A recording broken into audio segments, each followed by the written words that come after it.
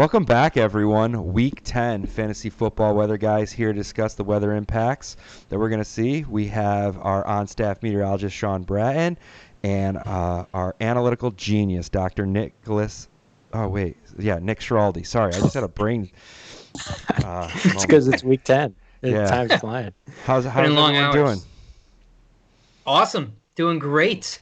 Week 10 coming up here. We got Thanksgiving right around the corner, my favorite holiday, so I'm getting pumped up. I just can't believe it's week 10. I know.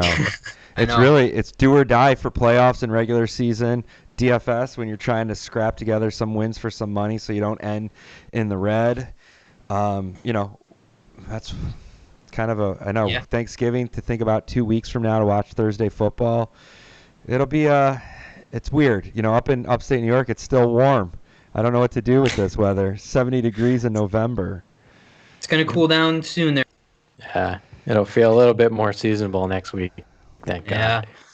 Yeah. And actually ties in well with what we're going to be talking about today with our weather impacts. Oh, yeah? How's that so, Sean? Well, we got our worries that front. And that front is going to be pushing in some colder air behind it. So things are going to seem a little more seasonable, more fall-like in the coming week. Okay. Well, to get to that, I'm going to bring up our new and improved weather impact table. We hope to push this live to our website soon for all of our viewers and users. So what you have up on the screen now is our new weather impact table. The games are color-coded based on the caution or no weather impacts. And what you also have is if you click on a game, you can then, I'll just bring up the Jacksonville-Green Bay. That will be our first game that we're going to talk about. You can see that the borders correspond with what we're seeing as a possible impact, and then what part of the weather is really providing that impact. So wind is really what we're seeing here. So, Nick, you want to go through this weather impact we're seeing at Green Bay? Yeah, so let's just talk a little bit about the weather for Sunday across the country.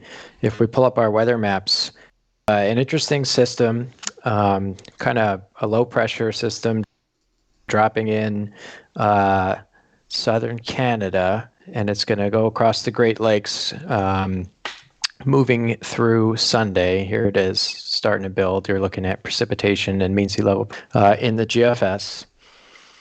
What is the GFS for our users that don't speak the lingo of you weather weenies? The GFS is the Global Forecasting System. It's the what you'll hear commonly referred to as the American model. And this is pretty important because we're going to compare and contrast the American model a little bit here for the New England game, which may have the most significant chances for rain throughout the entire game this weekend. But we've really got two types of weather events happening. We've got wind event in Cleveland, and we're going to talk a little bit about precipitation in the rest of the Northeast. So as the system works its way through the country, we're going to see a big uptick in winds in Cleveland. It seems like Cleveland's really been the windy city this season. We've seen a lot of wind impacts in Cleveland, and we do think, again, Sunday, wind is going to be a big player in that game. And we're also showing a little bit of wind risk for the Green Bay-Jacksonville game, as Colin had mentioned. We don't actually think the wind is going to be that big of a deal for this game. The strongest winds are actually located east of Wisconsin, more towards Cleveland. So with Green Bay is going to kind of be on the trailing end of this front, and most of the weather should actually move through by the time the game gets underway. So I'm at 18Z. So for our viewers, that is, oh my gosh, I'm going to try. That's 1 o'clock, 2 o'clock. That's 1 o'clock. 1 o'clock. So, but that's actually up to that point, and then this takes us till about 3 o'clock game time. So you're saying that the winds will probably push through and actually not be too much of an impact. And as we've always seen, we've said it before in many weeks that Aaron Rodgers isn't really impacted by the weather too much. So I'm gonna just pose this to Nick. Do you want to run down all 5 games, or you want to go game by game? Kind of just going on the fly with this show this week. Do we want to? I would say game by game. Let's go game by game. So Okay. I don't think there's too much of a story in Green Bay. Again, Green Bay is not really that affected. Again, you've got the rookie Jake Lutton starting in Jacksonville, who actually had a pretty good week last week. Yeah. Yeah. He had over 300 yards and a TD and an interception. This may be a similar matchup for him, too. He had to play catch-up with the Texans with Deshaun Watson, and that game was like 27-25, I believe, or it was a higher-scoring affair. And they let Jake Lutton, they let him throw the ball. He had almost 40 attempts in that game. So that shows me that they have some confidence in him. And I think he had like 26 completions out of the 38 attempts. So we may see a similar thing here. We know Aaron Rodgers just dominates at Lambeau. I expect a huge game from Aaron Rodgers and Davante Adams. We saw a similar game against the Vikings a couple weeks ago where Davante Adams put up 3 TDs. So I expect much of the same this week.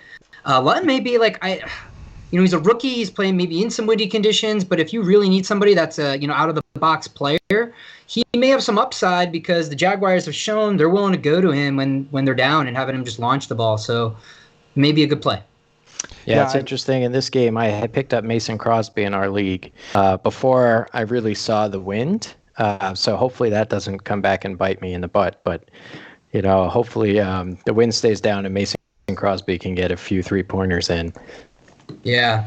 And speaking of kickers, we've been getting a lot of inquiries about kickers. We're still in the development phase of getting our statistics and stuff for that. So we'll be getting that out hopefully very soon here. But we are considering kickers. We just got to firm up our stats with that. So before we move on to the next game, though, I really want to say 2 things about this. One, Nick, you squeaked out a win against me, which really drives me nuts because New England... It was like a 1-point margin. Because New England sucked against the Jets. And 2... for DFS this week, I'm paying up for Davante Adams, $9,000 in DraftKings. I think he's the most expensive player that there is available. But I mean, you look at his stats. He's targeted in the red zone 13 times, which is more than anyone, or second most, I think I found out. 30 catches, 422 yards, 6 touchdowns, and he had an appendix issue. So. I just think that I'm paying up for him this week. I have other things that I'm paying down, but I like the Davante Adams play. I don't think this game is going to be too impactful. So as we go back to our... It's a pretty good matchup against the Jacksonville defense, too. So if we go back... bottom tier defense. Yeah, I pulled back up the weather table for our viewers. So we're going to go to the Houston-Cleveland game. Now, this game I would rank as our number 1 to watch next to the New England Ravens game. We saw what happened 2 weeks ago with the win against the Raiders. We're seeing sustainable wins around 26. I'll let Nick talk about that in a second. But I think that this game is really one to watch, really to look at the over-unders on. The last time the under was, you take the under on this one. Last time again this week it's at, I'm just pulling my notes up, sorry, is at 49. The one that I think with the Raiders was at 50. So I think we got to talk about this. Nick, why don't you talk about the wind here? Yeah, so it's going to be another windy event in Cleveland. It may not be as windy as the game on November 1st. We're probably looking at 25 to 30 mile an hour sustained winds. And I think on November 1st, it was a little bit more like 30 to 35. But still, this is a substantial wind event. Wind direction is the same. It's a very similar system coming across the Great Lakes. And there's also a chance of some lake-enhanced precipitation running throughout this game. So definitely we're expecting wind impacts. Stay away from kickers. I would avoid Baker Mayfield in this.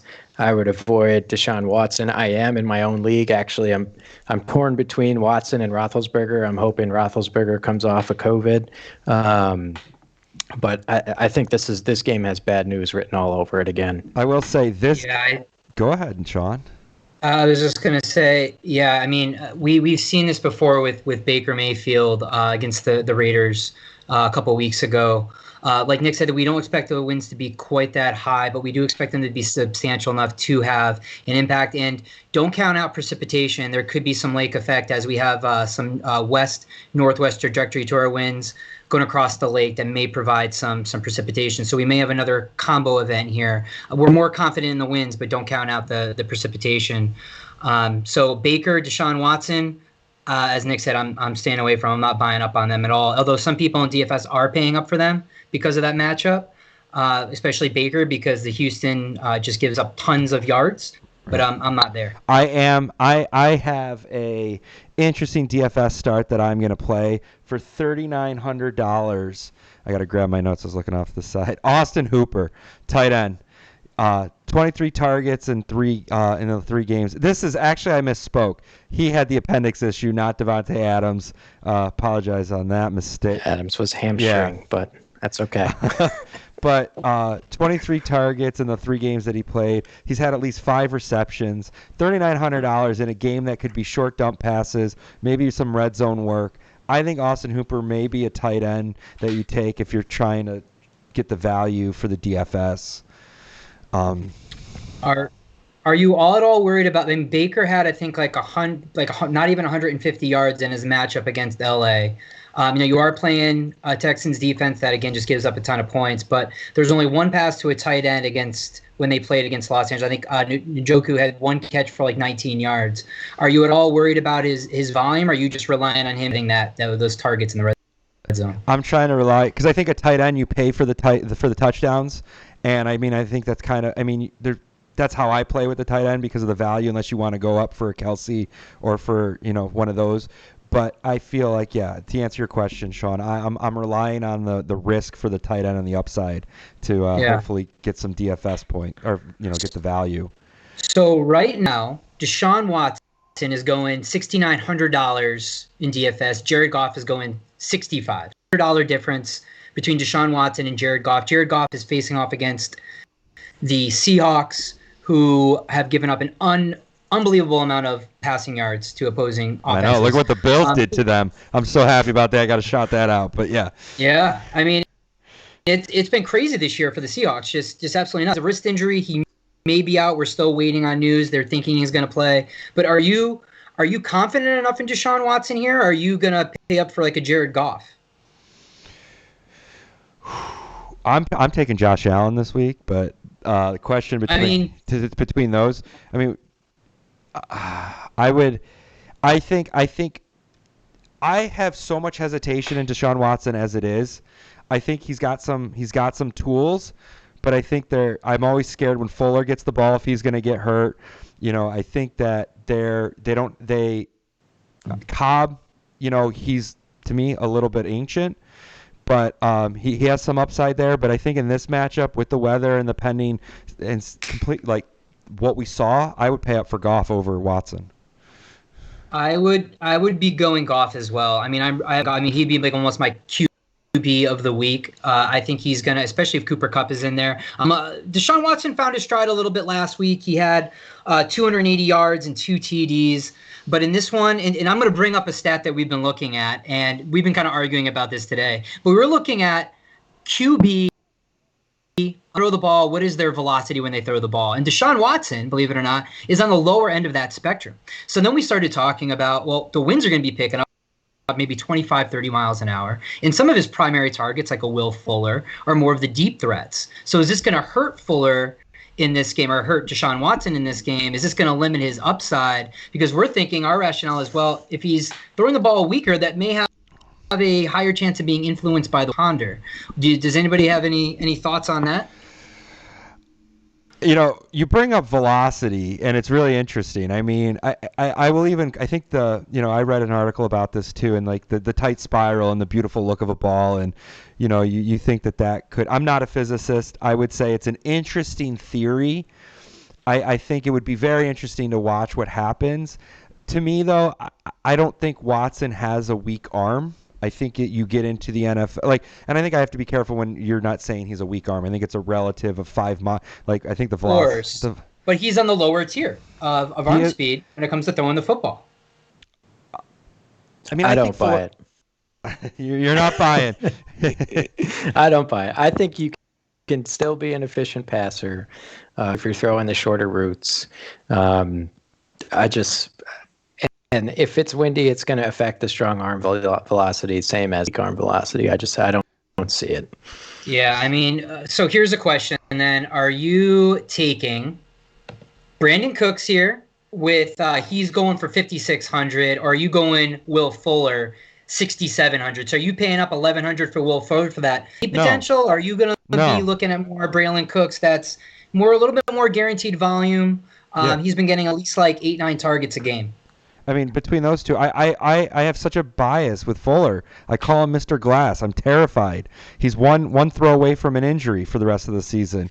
I mean, he's got upside, but I would take Cooks any day over that for that price.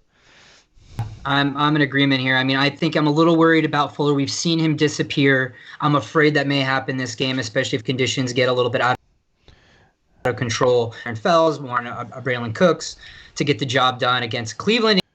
In Cleveland's defense, their passing defense, I was looking at this earlier. They weren't awful. I'm going to have to take a look. I was looking at their stats for passing, but they weren't awful. Well, they dropped a little bit. So recently, players have been able to pass a little bit on Cleveland, but I don't know. I'm still just staying away from everybody in this game. I'm just not super confident with the weather. So before we move on, I have a question for you. I've got Duke Johnson sitting on the bench, and David Johnson's questionable with the concussion. There's a lot of rumblings that he won't be coming back.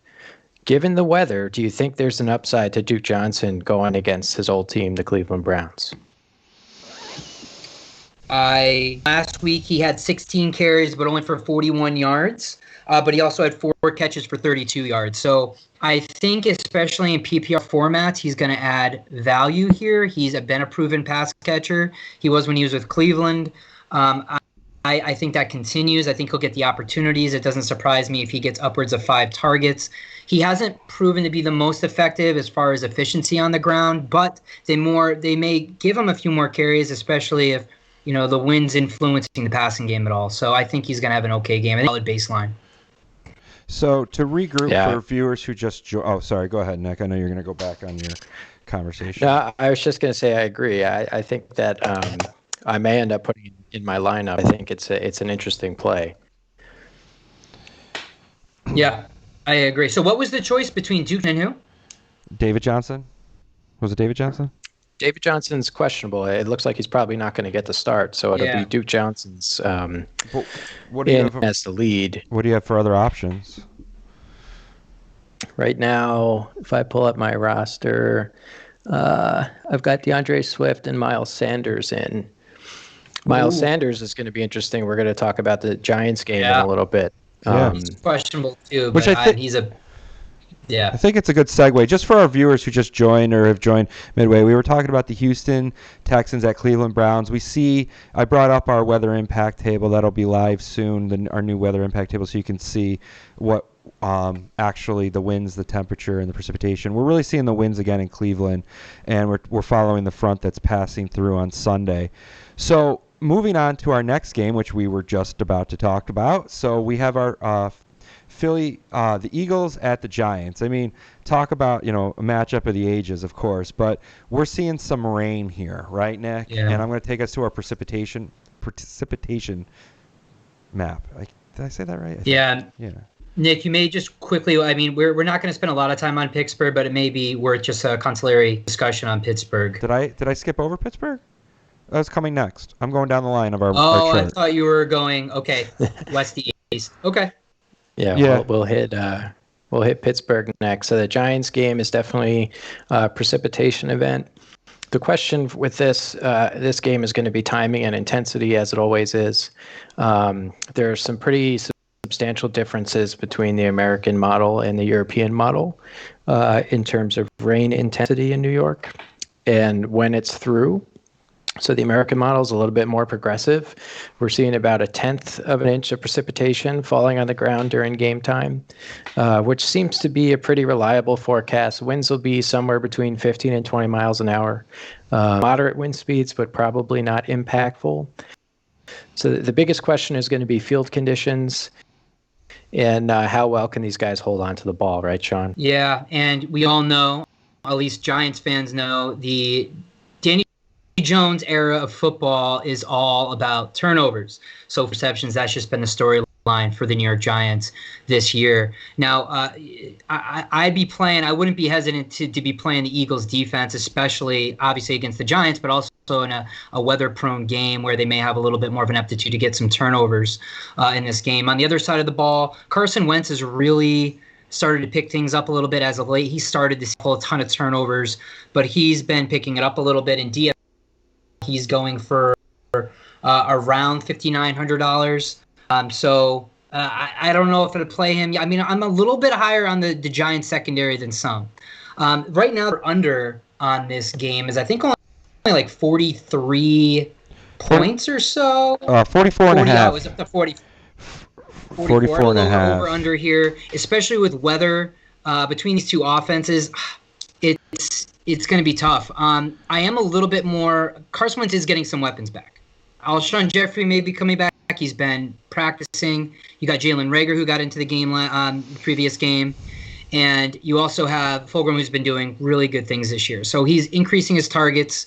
I think Dallas Goedert may be active as well or soon. I forget if he was going to be active this game. But he has a full set of weapons that he's going to be able to play with this game. So I'd be a little bit higher on Carson Wentz. I just expect to turn the ball over a little bit more. I mean, Eagles held the Dallas to 9 points. I don't think Dallas, isn't that great anymore. But I think the upside, like you're going on the defense, is there. But $3,600 in DraftKings. I mean, $3,600 for a defense. I'm usually when I'm setting my lineup, I'm scraping the bottom for around a solid $2,000, $2,300 play. I don't know. That's a lot for a defense in DraftKings, but it's interesting. That game may be more boring than we hoped for. Sorry, I don't know. It's interesting. Carson Wentz had 43 attempts the last time they played the Giants, 25 completions, with over 350 yards and 2 TDs, and he has a full set of weapons here. So if I'm going with either QB, it's definitely going to be Carson Wentz in this one. And he did mix up a little bit during, Dallas didn't have a great game, but I fully expect him to come back after a bye week against the Giants. We've got 2 games in our sample of Wentz playing in medium to significant rains. Both games he threw for 2 touchdowns, 255 yards, kind of just an average career game for him. So we really haven't seen much of a performance downside for Carson Wentz, but he really hasn't been tested in the rain either. So Sean, I would agree, and I think we have the same deal with. I was just going to say, I think we have the same deal with Daniel Jones. He played a couple last year. I was actually going to try to look him up. Yeah, I just don't think we have anything in our system with Daniel Jones yet. He played in a couple rain games last year, but you bring up that he threw for over 40 passes, but he only completed 25. But I mean, he did have 359 yards against the Giants. Yeah. I mean, so what does that tell you? The Giants are prone to big plays. They gave one up against Terry McLaurin last week, and I expect that to happen this week potentially as well. I mean, they're just prone to big plays. So Carson Wentz could have a big week. In our league, he almost had 40 points against the Giants. So Jared Goff for 6,500. I'll bring up your question. Or Carson Wentz for 5,900. So Jared Goff or Carson Wentz? Yeah. I'm going Jared Goff. Yep. Full steam ahead, Jared Goff. Okay. Okay, so I'm going to bring back up our weather table. And we're going to now go to the Cincy-Pittsburgh game. So everyone, as our viewers get on, this is going to be our new weather impact table. And when you click on it, it will then change the game. And it will show the border, caution, but then which part of the weather is driving our caution extreme.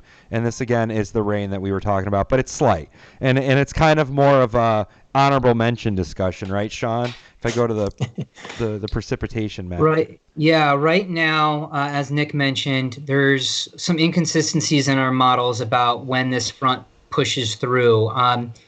What we anticipate is that this front is going to push through a little bit quicker than we thought earlier in the week. So I expect, for the most part, conditions to be pretty dry over Pittsburgh for at least most of the game.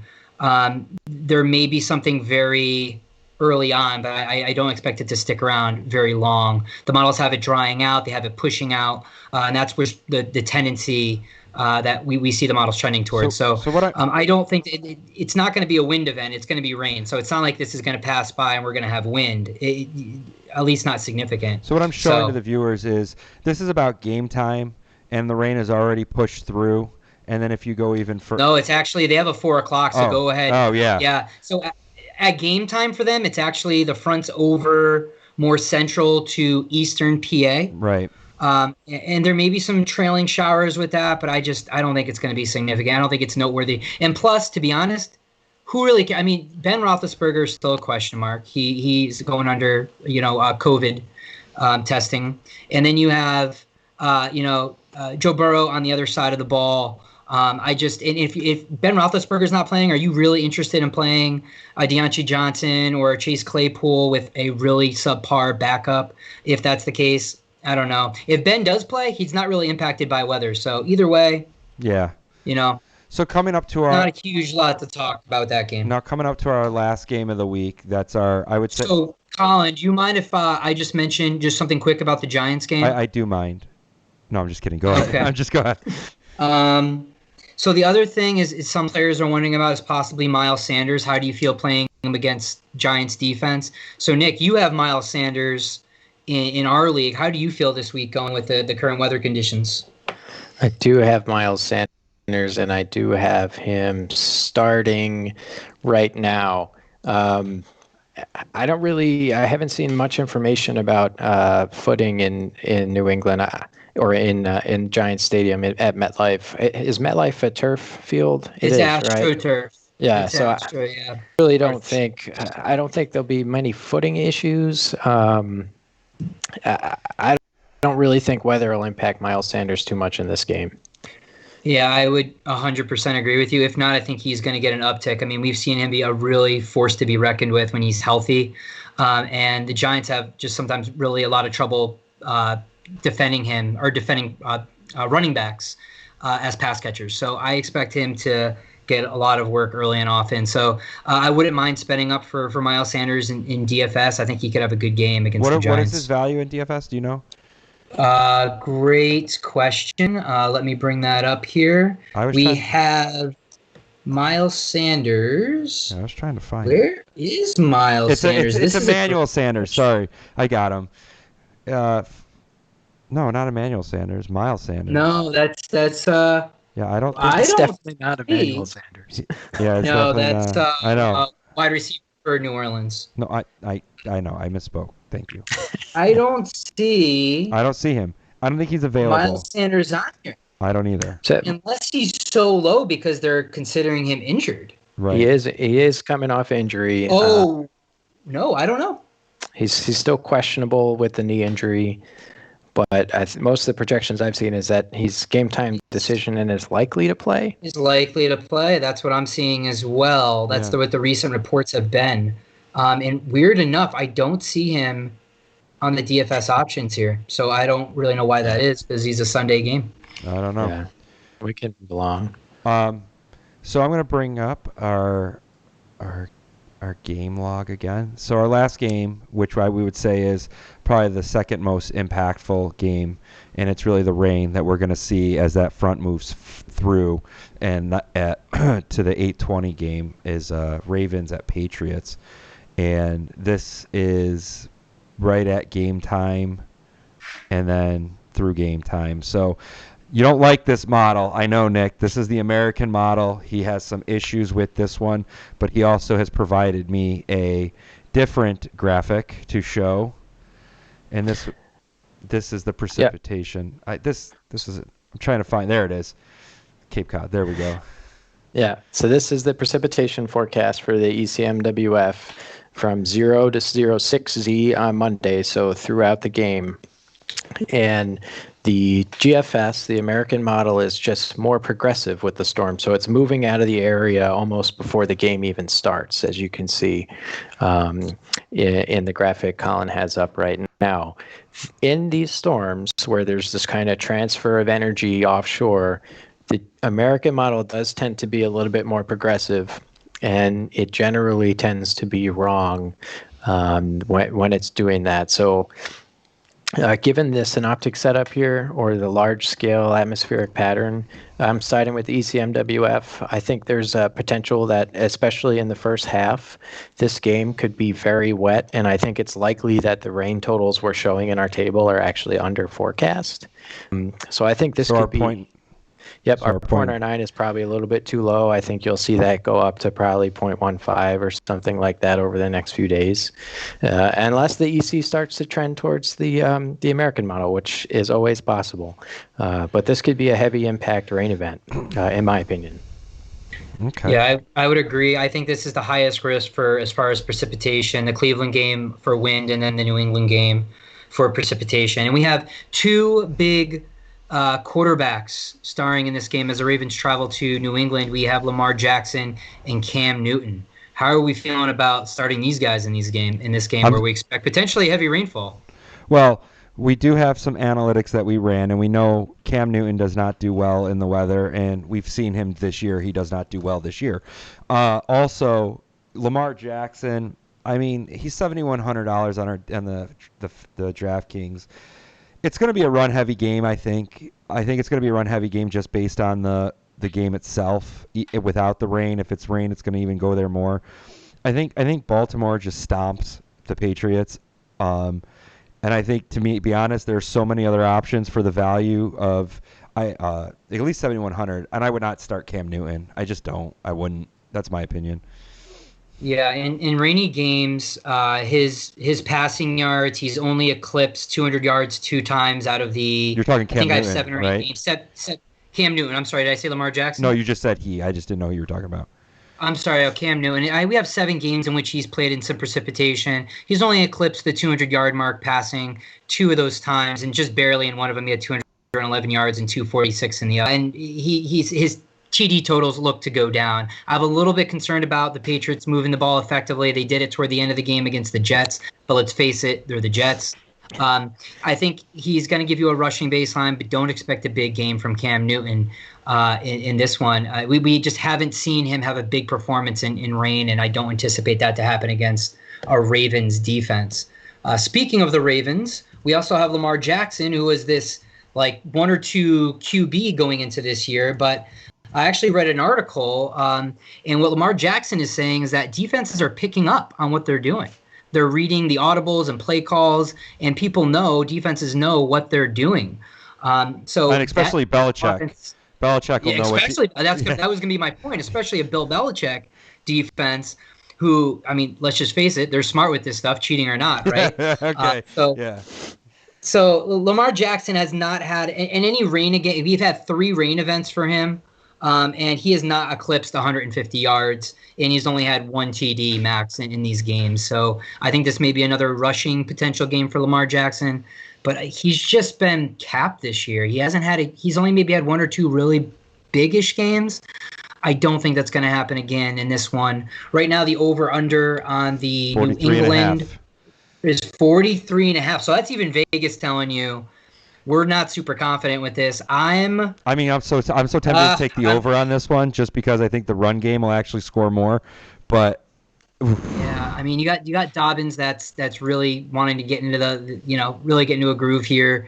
I think this is going to be a close one. I think if what Nick mentions here, this rain comes to fruition and it's heavy rain amounts, I just have trouble envisioning these offenses getting up to 44 points. But that's me.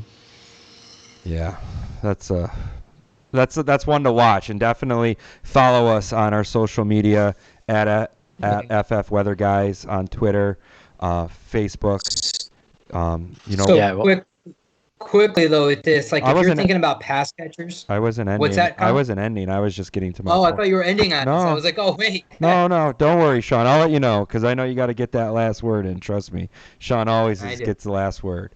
So I was just saying, this is definitely one to watch. So because like Nick was saying, depending on what model comes to fruition with the storm and when the front. I should be careful with my terms. So. To me, I think, I'm staying away from any player in this game in DFS. I think that, you have some upside possibly with Baltimore running game, but, that's what I was just saying. I was just doing a little social media plug, Sean. That's it. Yeah, I'm not. I would maybe be thinking about like a Dobbins here potentially. The big pass catchers for the Ravens were supposed to be Marquise Brown and Mark Andrews, and they're just not doing what they're supposed to be. Defense are just stifling. I mean, Nick Boyle is the big pass catcher, the big tight end on this team right now. So maybe you give him a glance area look. He's been doing well. But other than that, I'm not looking I'm not super confident in anybody in this one. And Vegas is speaking to that. It's a sub 45 over under. So Yeah, that's crazy. I mean, that's the one. I think that may be the lowest one of the week. I didn't. One of them, yeah. Yeah. So now I'm going to start at the end, Sean, unless you want a last word. No, I would just say to Colin's point, the big thing with this is the timing of the storm, right? So we're going to be giving constant updates. Hopefully it'll be a little bit more of a model consensus Friday going into Saturday. We'll be able to pinpoint more specifically of the games. Right now it's Cleveland, in more New England, maybe the Giants. But keep updated on social media, and we'll keep updating you. Yeah, to kind of speed round, we are watching 5 games with potential impacts from the same front. We talked on the Jacksonville Green Bay game, not really much to really talk about there, as the win and possibly front will move through before game even starts. And we know that Aaron Rodgers isn't really influenced. I think they're going to pass to Devontae Adams all day in that game. We're going to go to the Houston at Cleveland. And that's the game to watch. That's our number 1 game. We're going to have some high sustained wins again. Not maybe what we saw against the Raiders, but it'd still be 26 mile-an-hour sustained. So we'll watch that game. Philly at Giants. We're going to watch that the possible rain may move out, but it may be very rainy for that game. And then I'm going speed. Then our honorable mention game, Cincy at Pittsburgh. Like we said, it's probably gone by the time that game starts. But then the one to watch to follow us on social media is the Baltimore Ravens at Patriots, because of when that rain's going to hit and what that does to both the quarterbacks. Oh man, I'm out of breath. That was fast. I should have just did that first, and then we could have had a 5-minute show. But it's been great. I love this week. These weeks that we have weather. Nick, I'm still kind of upset about that the Jets basically ruined me getting into the playoffs right now. And as always, it's good to see you guys. Any last words before we sign off? Well, Colin, of course, I'm going to get a last word, right?